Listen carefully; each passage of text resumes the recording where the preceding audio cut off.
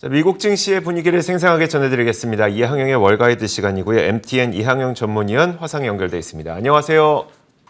네, 안녕하세요. 이영애입니다. 네, 지난 금요일은 미국 시장이 휴장이었으니까 금요일장의 움직임 말고 이제 올해가 며칠 남지 않았거든요. 올 한 해 동안 미국 시장을 비롯해서 주요 증시가 어떻게 움직였는지 한 해를 정리해보는 시간 가져보면 어떨까요? 네, 맞습니다. 금년 한 해는 일주일밖에 남지 않았고요. 지금까지의 금융시장을 미국 섹터별뿐만 아니라 여기에 세계 지수까지 같이 한번 저희가 정리 한번 해봤습니다. 표에서 정리해드렸는데요.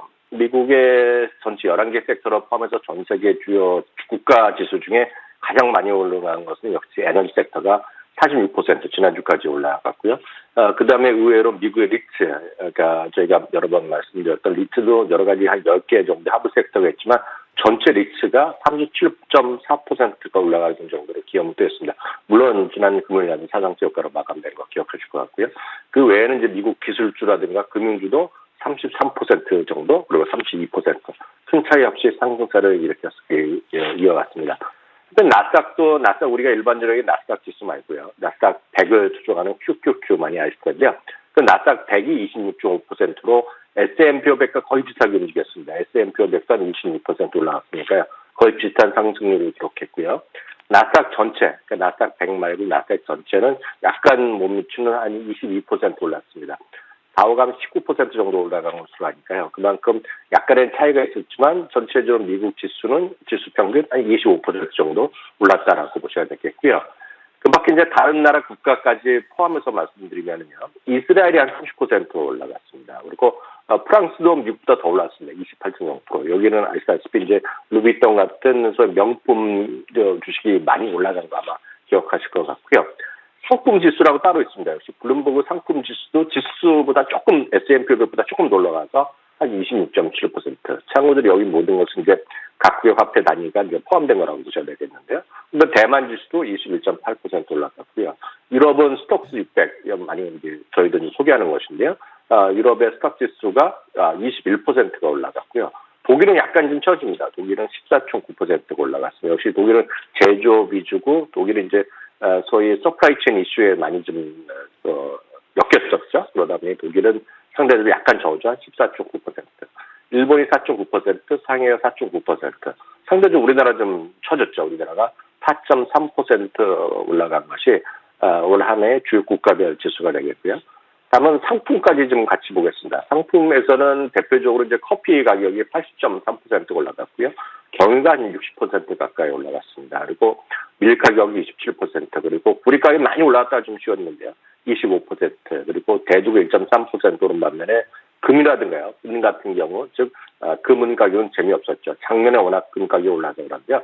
금은 4.3% 떨어졌고 은은 13%가 떨어졌습니다. 근데 이제 그다음 이제 마지막 볼 게 이제 각국의 화폐 단위가 되겠는데 여기 보여드린 것은 미국의 달러 대비 어느 정도냐는 겁니다. 기준은 미국 달러로 보셔야 되겠고요. 여하튼 중국의 위안이 한 2.5% 정도 미국 달러 대비 강했고요. 러시아의 루블화가 0.8%. 역시 이런 것들은 러시아 같은 경우는 이제 유가의 상승 이런 것들이 복제가 됐다고 보셔야 되겠는데요. 반면에 이제 우리나라는 워낙 작년에 우리나라 상대적으로 강한 모습, 작년 연말에 보면 작년에 1,070원로까지 우리나라 원화가 원달러 환율 내려갔죠. 즉 원화가 강세였는데 올해는 좀 반대로 갔죠. 그래서 한국의 원화는 8.4% 정도 약했습니다. 올해요. 아르헨티나 페소화가 18% 가까이 떨어졌고요. 최근 들어서 여기저기 뉴스에서 많이 이슈가 되기는 터키 리라는 무려 35%나 떨어지면서 국가별로 그리고 섹터별로 그리고 상품별로 올 한 해는 큰 변동이 한 해가 있었던 것으로 기억이 남을 것 같습니다. 알겠습니다. 지난 금요일, 그러니까 우리 시간으로 지난 금요일에 저희가 이 방송을 통해서 산타랠리에 관련된 몇 가지 통계를 저희한테 소개해 주시면서 산타랠리는 역사적으로 좀 나타날 가능성이 높더라라는 이야기를 해주셨거든요. 오늘 조금 더 다른 통계를 소개해 주신다고요?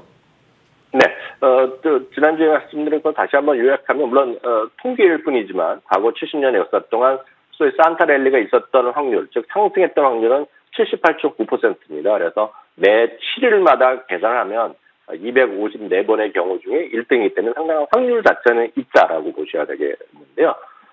여기 이제 재미삼아서 말씀드리지만, 일별 상승 확률도 있습니다. 왜냐하면, 미국은 90년에 S&P 500 역사가 있고요. 다우는 130년의 역사가 있기 때문에 여러분들이 조금 더 야후 파이낸스 이런 거 타면 매일매일의 기록을 여러분 다 다운로드 받으실 수 있거든요. 그럼 그걸 갖고 여러분들이 조금만 작업하면 매일매일의 상승 확률이라든가 상승률 다 기억할 수 있습니다. 그렇지만 여러분들에서 제가 대신 좀 하나 조사해 봤는데요.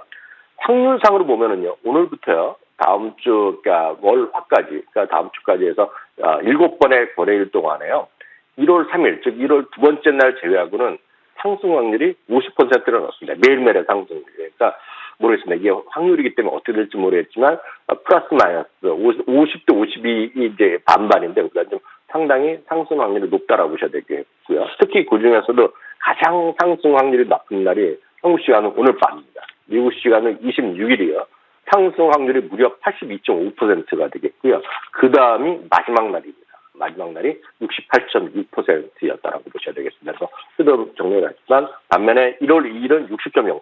그래서 첫날까지도 괜찮은 매일 거의 6일 연속으로 좀 플러스 날 확률이 과거로 보면 분명히 있겠고요. 반면에 1월 3일 날은 아쉽게도 5대5가 안 됩니다. 그래서 47.1%의 상승 확률이 있었다는 것도 그냥 재미삼아서 말씀드리지만 그만큼 계속 말씀드리지만 그런 산타랠리의 역사적 의미는 있었다라는 것도 다시 한번 반증해서 말씀드리겠습니다. 다만 2년 전에는 크게 떨어졌던 기억이 나지 않습니까? 크리스마스 이브 전날 그리고 그 다음대로 회복했는데 통계는 통계일 뿐이라는 것도 꼭 염두에 두시면 좋겠네요. 네, 알겠습니다. 또 한 가지 우리가 살펴봐야 될 게 사실 우리가 그러니까 올해 가을부터 연말 쇼핑 시즌에 대한 기대감을 상당히 크게 가졌었잖아요. 이제 연말 쇼핑 시즌도 거의 마무리되는 단계이기 때문에 쇼핑 시즌과 관련된 자료도 나왔을 것 같아요. 네, 맞습니다. 물론 이제 가장 공식적으로 나오는 것은 미국 소매판매협회인데 소매판매협회는 통상 1월 초에 공식 집계를 발표합니다. 한 번 나왔던 것이 12월 초에 나왔던 것이 되겠는데요. 마스터카드의 스펜딩 포스트라는 곳에서 지금 마스터카드의 사용액으로 이제 조사한 거가 이제 발표가 주말에 나왔는데요. 전체적인 큰 그림입니다. 결제 유무라고 보시면 되겠는데요. 2019년 대비로 보면 연말 쇼핑 시즌이 10.7%가 늘어서 17년에 최고의 성장이 나왔고요.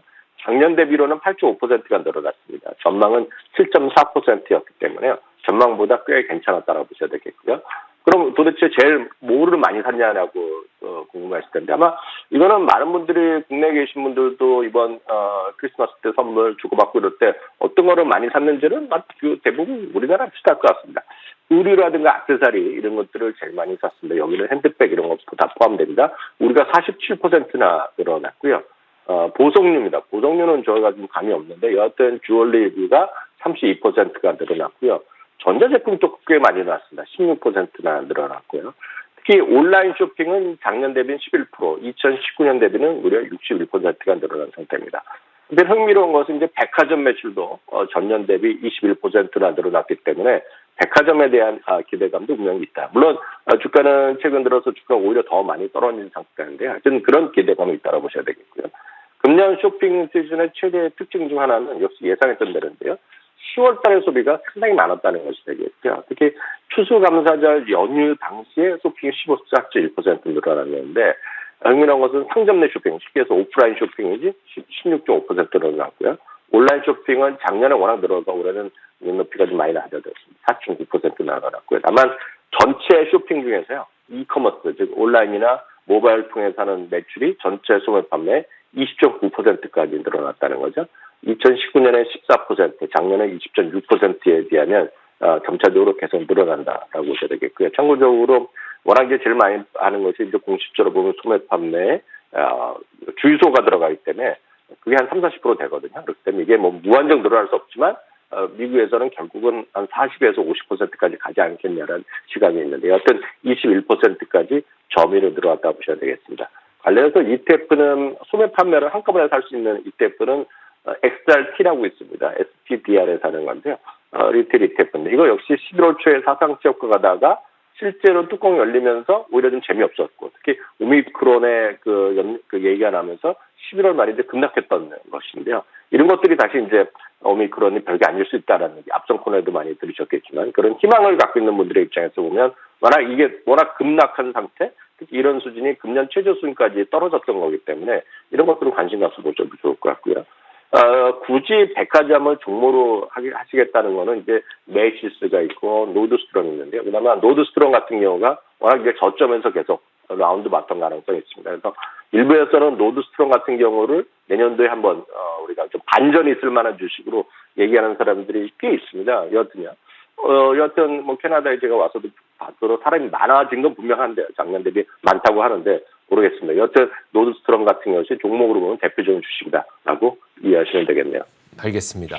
자, 올 한 해를 뒤돌아보면 굉장히 뜨거웠던 섹터 가운데 하나가 또 자동차였던 것 같거든요. 다만 공급망 문제 때문에 생산이 그렇게 원활하지 않았음에도 불구하고 주식은 굉장히 뜨거웠기 때문에 내년에는 어떻게 될까에 대한 궁금증이 있어요. 이 혹시 내년 자동차 시장에 대한 전망도 있을까요?